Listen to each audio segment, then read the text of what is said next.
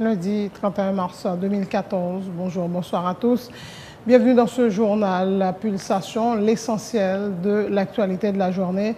Le Réseau national de défense des droits humains dénonce ce qu'il appelle l'évasion de Maria Taissa Maziletea, l'épouse du présumé kidnappeur libéré samedi soir à la prison civile de Pétionville par le substitut commissaire du gouvernement, Maître Gérald Norgues. Madame Etea était incarcérée pour blanchiment des avoirs provenant du trafic de drogue.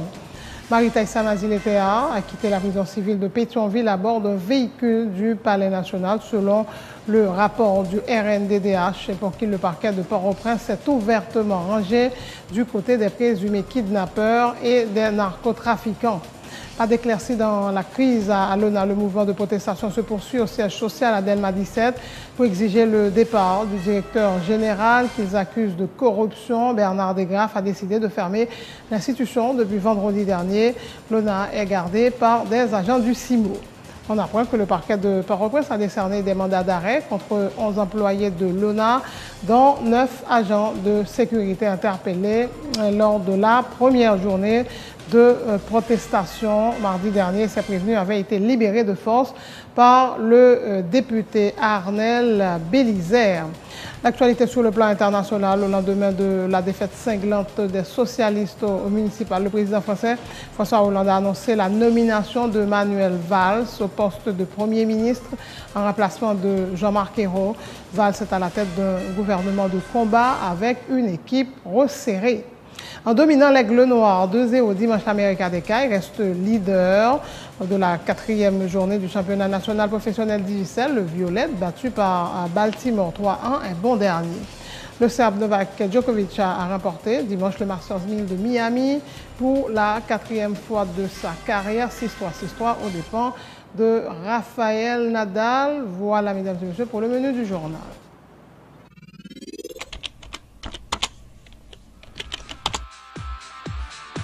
Bienvenue à cette édition d'information Pulsation, l'essentiel de l'actualité de la journée.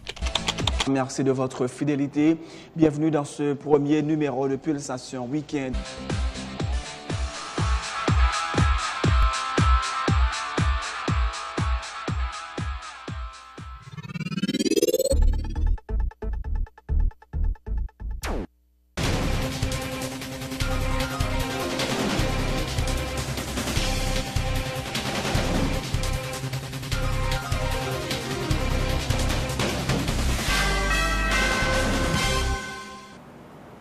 Donc, chef, bonjour, bonsoir, bonne semaine et bienvenue dans ce journal. Le Réseau national de défense des droits humains qualifie d'évasion avec la complicité du substitut commissaire du gouvernement de Port-au-Prince, Maître Gérald Norgues, et du responsable de la prison civile de Pétionville, le fait par Marie Taissa Maziletea de quitter ce centre de détention où elle était placée sur ordre d'un juge d'instruction suite à son interpellation mercredi pour blanchiment des avoirs provenant du trafic de drogue et actes d'enlèvement. Le RNDDH dénonce aussi le fait que la prévenue épouse de Woodley Etea, recherchée notamment pour enlèvement et association de malfaiteurs, ait pu quitter la prison à bord d'un véhicule du palais présidentiel, ce qui, selon le Réseau national de défense des droits humains, confirme la thèse selon laquelle le gang Galil dirigé par Woodley Etea est de connivence avec le pouvoir en place. Pour le RNDDH, le parquet s'est ouvertement rangé du côté des kidnappeurs. Ce geste est de nature à salir l'image du pays qui peut être perçu comme un narco-État. Le RNDDH réclame la mise en examen du responsable de la prison civile de Pétionville et du substitut commissaire du gouvernement, Maître Gérald Norgues, pour complicité d'évasion. Pressé ce lundi par les journalistes au parquet de Port-au-Prince, le substitut commissaire du gouvernement, Gérald Norgues, s'est refusé à tout commentaire.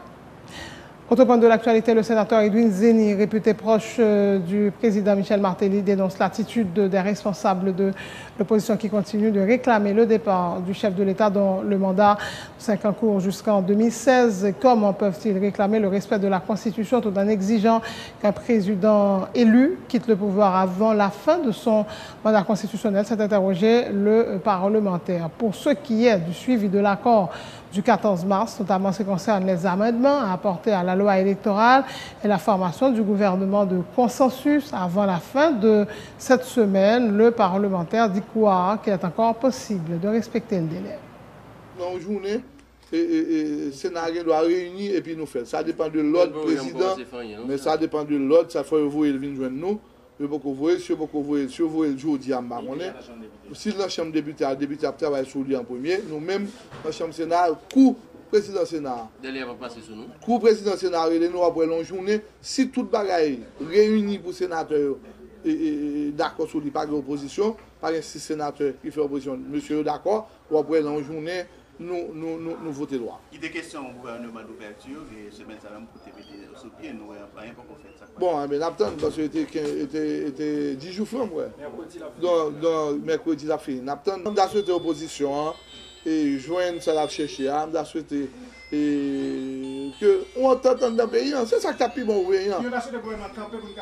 Non, mais moi toujours dit ça, il faut toujours négocier. À quel que soit mon nom, que le lavalas, que le pas lavalas, que le lavalas ça peut écraser, que le pas peut écraser, que moi pas de dit voleur, et monsieur Michel avec l'autre, monsieur Saint-Just, tout l'autre dans mon pas du jouer eux-mêmes, pas un problème, c'est façon par eux, mais chita, négocier, d'ailleurs, aucun négocier, même si il y a des bails pour négocier, il y a des bails pas qu'à négocier, il y a des bails c'est dans l'élection aller. Aussi simple que ça. L'on a besoin de pouvoir. Bon, c'est-à-dire, c'est sa constitution dit. Toute négociation, est-ce que ça cache? C'est sa constitution dit. Si avant leur sortie, on dit que le gouvernement a bail problème à la constitution, pas ça?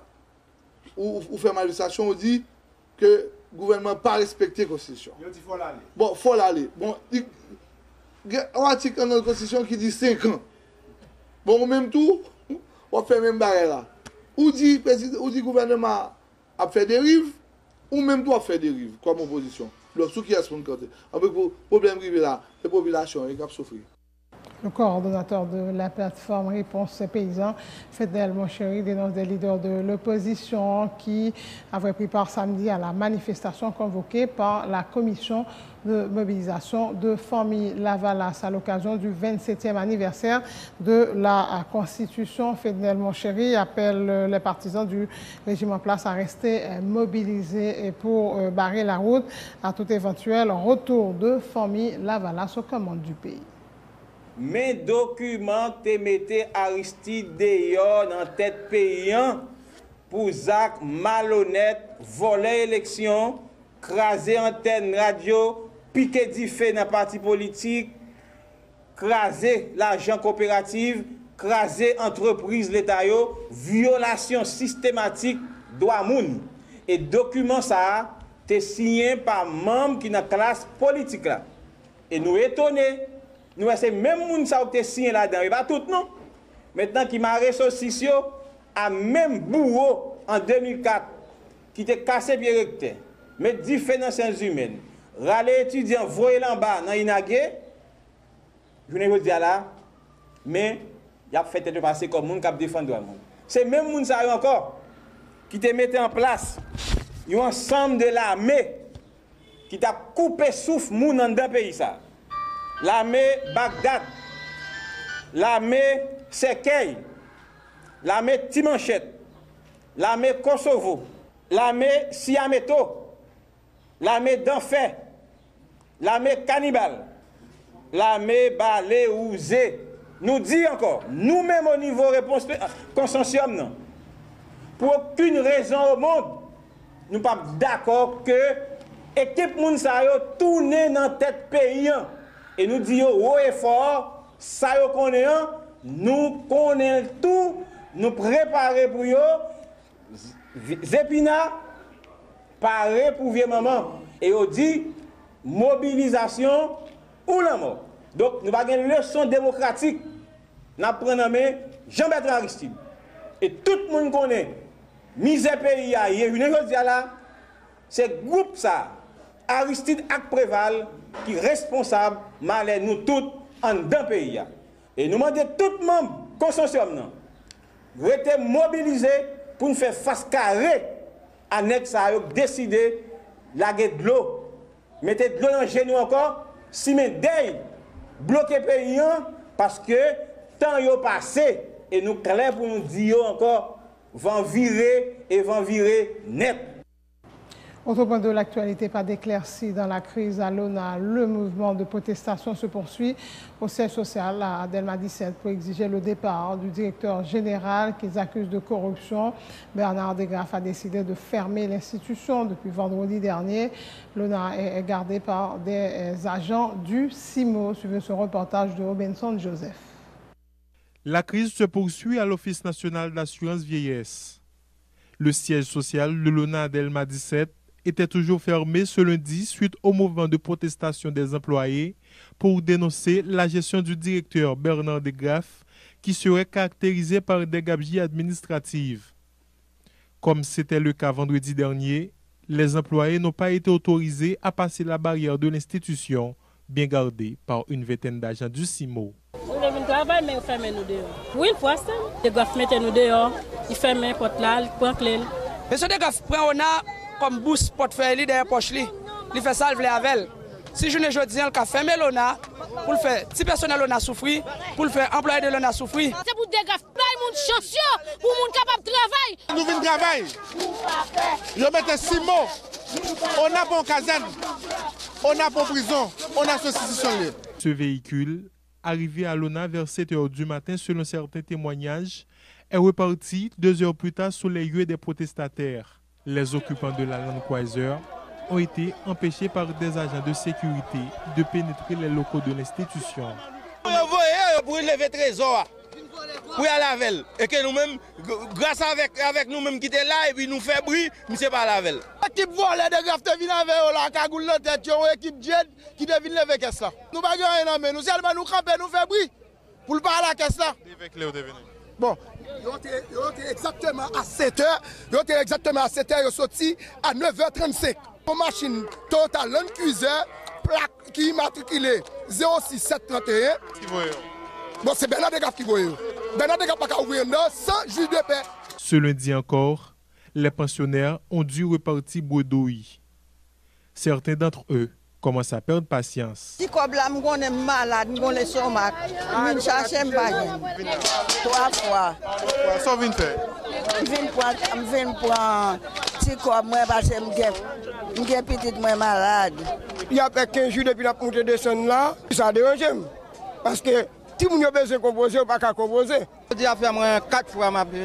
Et c'est comme ça, nous gagnons comme espoir parce que c'est lui qui est responsable de tout le monde. On se comprend. On a souhaité faire bon, non? Pour voir Degraff aller. C'est pour jouer l'argent, mais 50 piastres pour me rentrer dans l'ONA. 28 ans, on va travailler dans l'ONA. Degraff pas très grimace si t'as fait. Maman fait un pile de travail, je travaille à maman dans le service social. Les protestataires sont un peu agacés du fait du silence du chef de l'État face à la paralysie de l'Office national d'assurance vieillesse. Ils continuent de réclamer le départ du directeur Bernard Degraff. Je ne dis pas, président, c'est vous-même n'attendez pas. Il y a l'autre monde qui dit mot ça. C'en est trop, c'en est assez. Faut-il bien que M. Degraff s'en aille et nous pas négocier avec M. Degraff parce que c'est un corrompu. Tout le temps. Président, pas voyer Degraff aller, n'a bloqué devant Rona. Degraff a prêté en catimimi, à bas Degraff. Pour retirer Degraff, n'a mis nous là. Nous pas besoin de Degraff encore. Tout ne pas à Degraff et pas grand rien qui font à Degraff parce que monsieur sont méchants ici.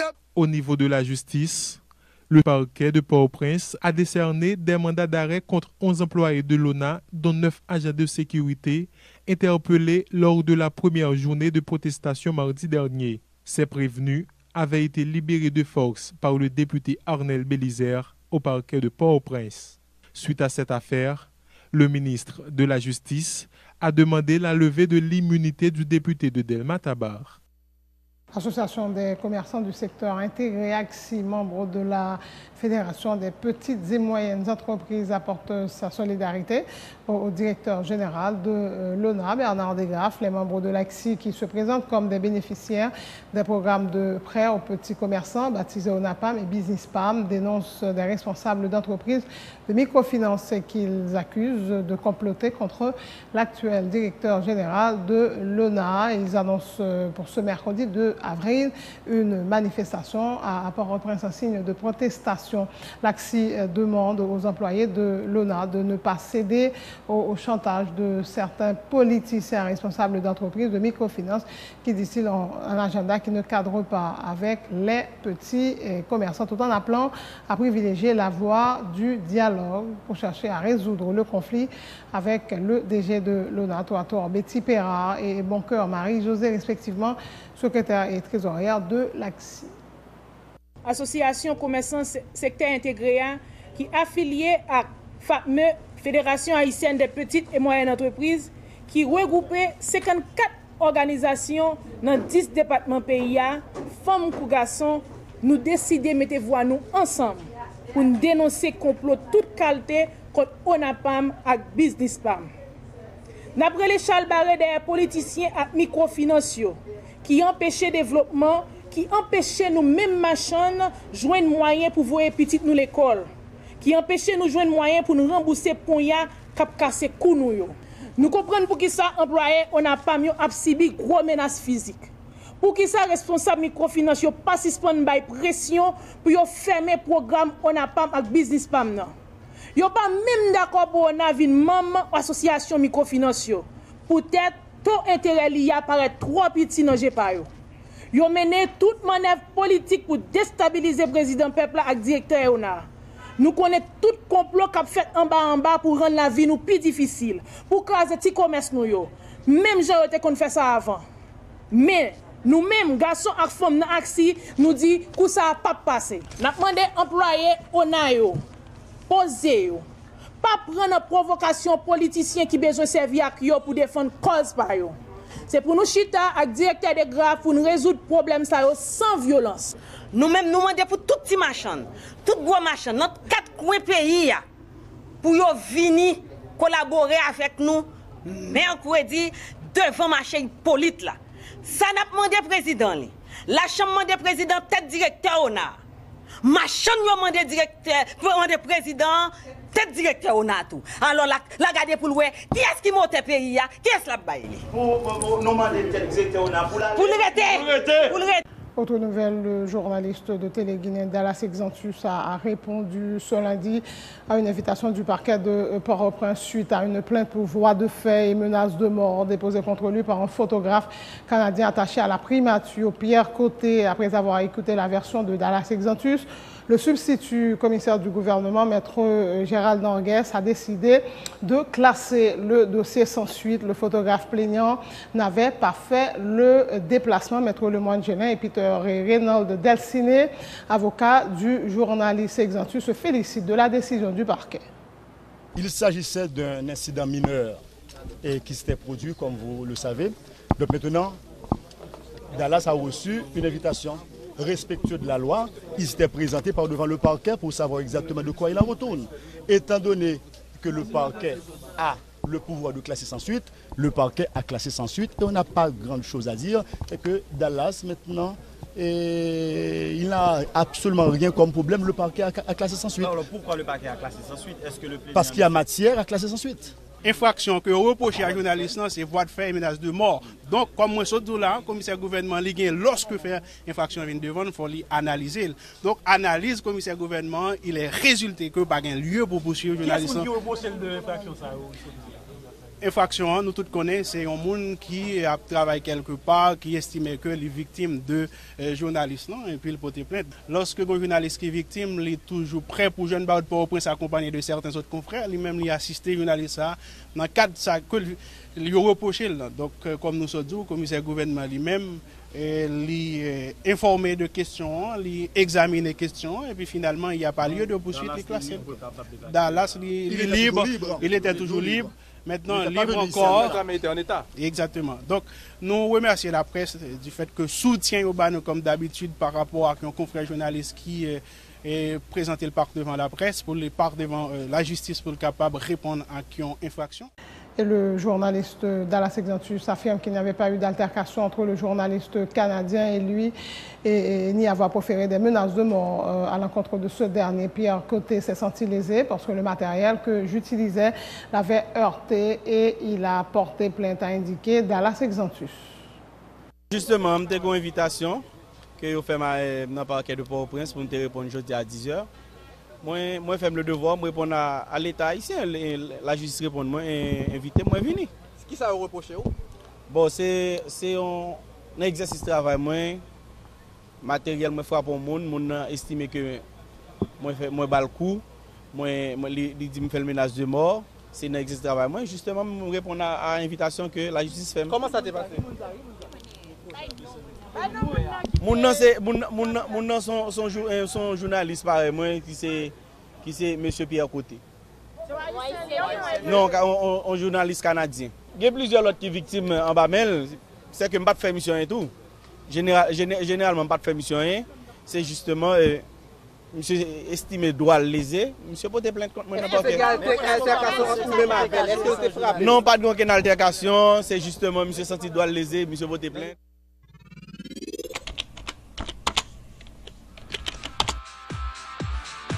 Bienvenue à cette édition d'Information Pulsation, l'essentiel de l'actualité de la journée. Merci de votre fidélité. Bienvenue dans ce premier numéro de Pulsation Week-end.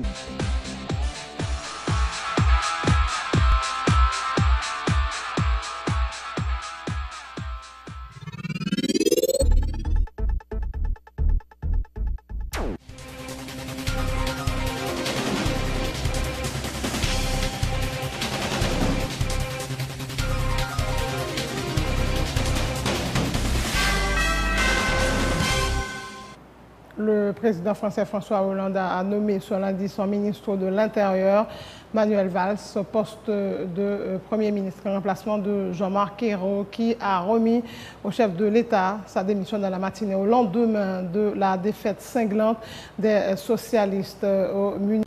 Et voilà, c'est la fin de ce journal. Le rappel des titres. Le Réseau national de défense des droits humains dénonce ce qu'il appelle l'évasion de Maria Taïssa Amazilete, l'épouse du présumé kidnappeur, libérée samedi soir à la prison civile de Pétionville par le substitut commissaire du gouvernement, maître Gérald Norgues. Madame Etea était incarcérée pour blanchiment des avoirs provenant du trafic de drogue.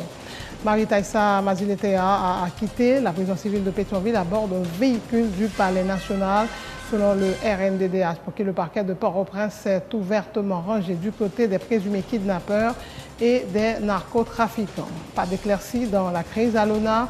Le mouvement de protestation se poursuit au siège social à Delma 17 pour exiger le départ du directeur général qu'ils accusent de corruption, Bernard Desgraffes, qui a décidé de fermer l'institution depuis vendredi dernier. L'ONA est gardée par des agents du CIMO. On apprend que le parquet de Port-au-Prince a décerné des mandats d'arrêt contre 11 employés de l'ONA, dont 9 agents de sécurité interpellés lors de la première journée de protestation mardi dernier. Ces prévenus avaient été libérés de force par le député Arnel Bélisère. Au lendemain de la défaite cinglante des socialistes municipales, le président français François Hollande a annoncé la nomination de Manuel Valls au poste de Premier ministre en remplacement de Jean-Marc Ayrault. Valls est à la tête d'un gouvernement de combat avec une équipe resserrée. En dominant l'Aigle Nord 2-0, dimanche América Decaille reste leader lors de la 4e journée du championnat national professionnel d'Ivicel. Le Violette, battu par Baltimore 3-1, est bon dernier. Le Serbe Novak Djokovic a remporté dimanche le Masters 1000 de Miami pour la 4e fois de sa carrière. 6-3 aux dépens de Rafael Nadal. Merci d'avoir suivi ce journal. Bonne suite de programme sur Télévision.